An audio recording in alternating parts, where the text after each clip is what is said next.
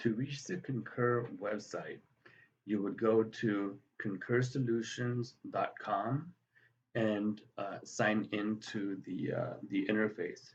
Your username will be your email address, and you will be given a temporary password, which will be required to change the first time that you log on. You'll be notified that you are ready to use the system via an email that is produced from SAP Concur. If you have not received this email, contact Robert Diaz and I can go ahead and produce the email for you. I'm going to go ahead and sign in. I'm already set up in the system. Now, we're going to be using this for travel expense claims or reimbursements in general. And then for those people that are assigned credit cards, you'll be using this for credit cards as well. When you first go into the system, it can take a little bit of time for the first page to launch. To avoid long delays, as soon as you can see the expense menu item up on top, go ahead and click on it. Okay. So in the very beginning, you will not have any active reports. I'm going to go ahead and create a report, and I'm going to call this TEC, travel expense claim, and then it's going to be the 3-digit month and the 2-digit year. Report date, last day of the month. Now, you'll notice that over here we have a red mark. That means that it's a required field. Over here, we do not have a requirement. However, for the report date, do put in the last day of the month, and then move on to the next item by clicking next over on the bottom right-hand side. And there you go. I have just created this report called TEC September 19, 2019. And so if I had included any expenses in this report, that would be listed here. Currently, I have none, and you can see that the balance exists at 0. However, earlier today, I went out to Target and purchased a headset so that I could record these videos. And I immediately got my receipt and I took a picture of it using the Concur app on my iPhone. And from that, this particular item appears, available expenses. And what it is, it's Concur letting me know that I went to Target. It has very good character recognition. So just from the receipt, it told me that I went to Target, and it got lucky by telling me what the expense type was, and it was for office supplies and software. And then here, this is the source. This is where I got the information from.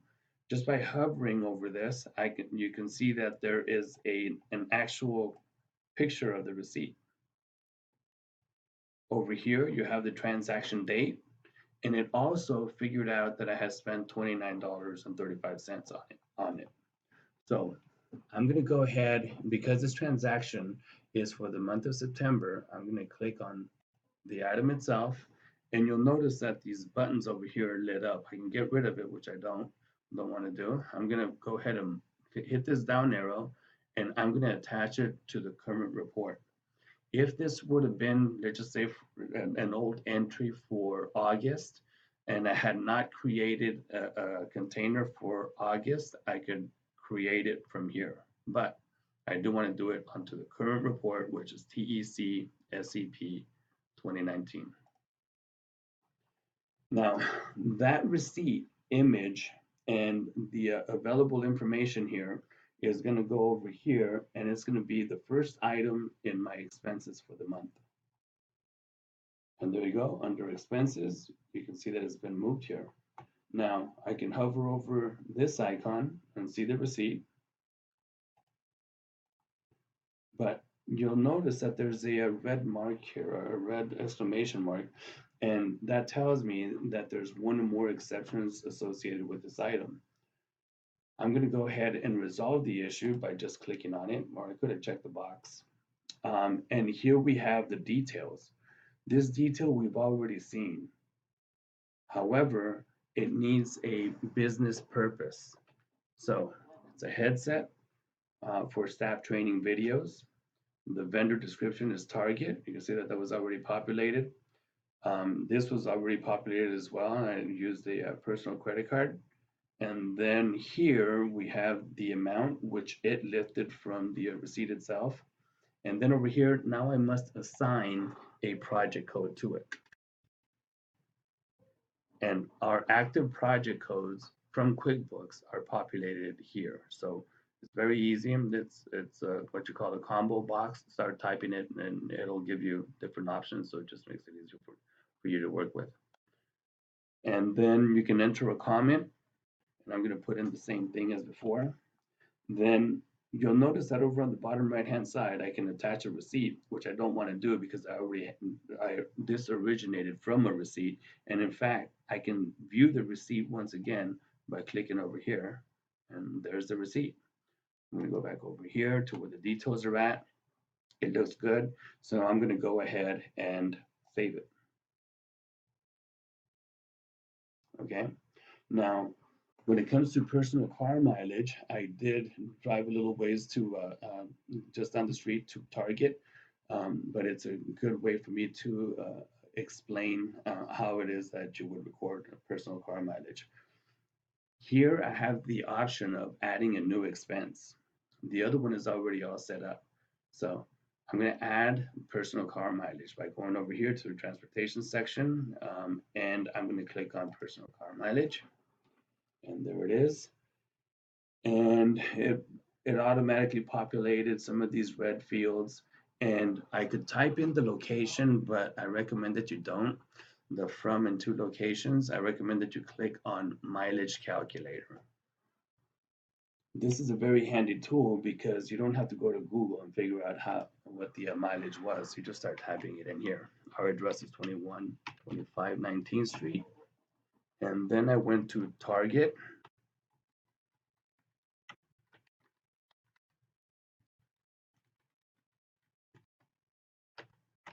Hopefully it recognizes it. Yep, that is the one. So you can see I went from point A to point B, but that's only half of the trip. I can click on make round trip by clicking here. And there you go. It tells me what the return trip was. Here we have the total mileage. It looks good. So I'm going to go ahead and add to my expenses. Now, it still hasn't appeared over here because I still have to verify that that looks good. And then I also have to enter a project code. Why? Because it has the red marking over here, meaning that it's a required field. I'm going to put this to general operations. And then I'm going to go ahead and save. You're going to see this activity move over here. If there are any exceptions, it will give you the red exclamation as we saw before, but there are no red exceptions and we're good to go. So you can see that my totals now stand at $30.51.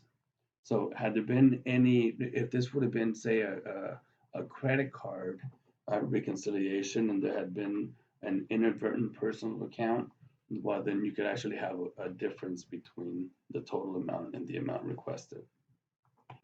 So here, what I'm going to do is I'm going, assuming that I would be done with this TEC, then I would click submit report and it would go to my approver, and then it would go to AP for another review, and then a check would be cut to you. You also have the option of deleting the report or deleting individual expenses over here. So I'm going to go back over to the main page where I started.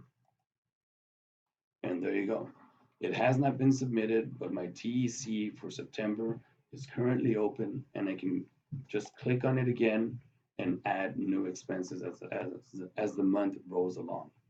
Now, this is when the CIBHS is going to cut you a check. In the event that you have been issued a credit card, you cannot put it into this container because we will not be cutting a check to you. We will be paying the credit card company. So what you would do in a situation like that, you would click create new report. And very important that you follow this naming convention. CC as in credit card, month, month, month, year, last day of the month, and this is completely optional because you're going to be itemizing your expenses as they report in. So I'm going to click on next. And then I'm going to go back over to manage expenses. I just created this container. I'm going to go back to manage expenses. Now I have a TEC and I have a credit card reconciliation running concurrently. But your credit card transactions, if you're issued a credit card, then your credit card transactions will appear down here, and they will have a limited amount of information, very much like the receipt did, and it will be up to you to click in there, identify the transactions that are available, or you may need to click on them and then move them to your credit card reconciliation. Click in there, look for your exceptions, attach receipts in the same way as a TEC. When you're ready, then you click on submit report. Now, it's very important when it comes to credit cards that you hover over your individual transactions to determine when the posting date was. There's a transaction date, and then about 3 days later, usually, there is a posting date. When it comes to reconciling against the amount that we paid the bank, posting date is what is key. So you may have some transactions from August 30th, August 31st that have a posting date of September 1st. You would post them, apply them to your September credit card reconciliation. Your reconciliations are due by the 8th of every month. Thanks.